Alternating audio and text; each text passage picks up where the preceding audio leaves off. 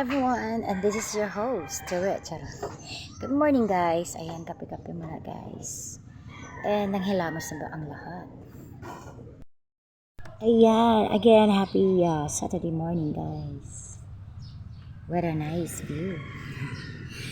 Yes, look at the plants. Ayan, hindi talaga pwedeng wala akong ganito guys sa paligid. Yes. Nakakawala ng stress. Yan. And you know what guys, ito yung pinaka gusto ko sa lahat. Ayan.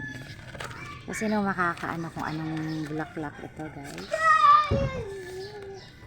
Yes, ito ang tinatawag nating bougainvillea.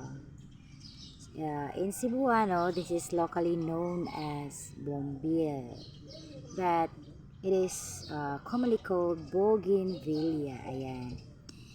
Actually guys, for today's video, ituturo ko sa inyo ang pinakasekretong paraan kung paano ito pa magkaroon ng maraming bulaklak. Ayan. Excited ba ang lahat? Only here guys, only here in the Philippines. Ito ay nabibili lang sa murang halaga, kaya hindi na dapat mag-aksaya ng pera sa mga fertilizer na hindi naman effective. Charot, joke lang guys. Ayan. Ang matinding sikreto nito guys, para mamulaklak siya ng talagang bonggang-bongga is eto. Dendredan! So all arenola lovers out there, huwag itapon ang ihi. Dahil ito ay importante sa bulaklak na ito. Oh my God! Wow! Ito ay nabibili lang sa 100 pesos bawat litro. Charot.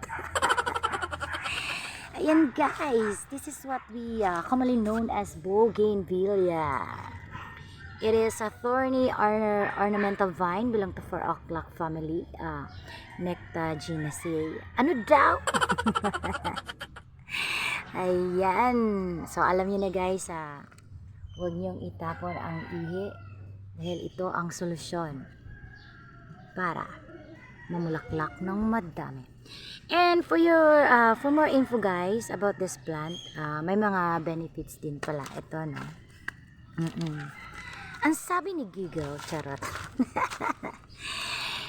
Okay, the extract and decoration of this plant have been used as fertility control among tribal people in many countries, and it is also believed to have anti-cancer, anti-hepatotoxic, anti-inflammatory, antimicrobial, and antioxidant and anti-ulcer properties. So, ayan guys, ang dami palang health benefits nito, no? And the infusion of plants, tender leaves, and bracts is used orally to treat gastrointestinal problems such as stomach pain. Ay, pwede pala itong kainin, guys. A few moments later. So, ayan, para maging pananating malusog at healthy ang katawan, kumain lang ito araw-araw. Joke lang. Sa madaling salita guys, hindi pala ito nakakalason. So it says that and if ingested by humans, bougainvilleas are not toxic or considered as a poisonous plant. So malinaw po yan guys, hindi po siya nakakalason. Okay, and that's all for today's video. Kaya hindi pala ito nakakalason guys. So what are you waiting for? Muya now, muya later. Charot, kambing lang ang peg. Thank you for watching guys, and please don't forget to follow the red.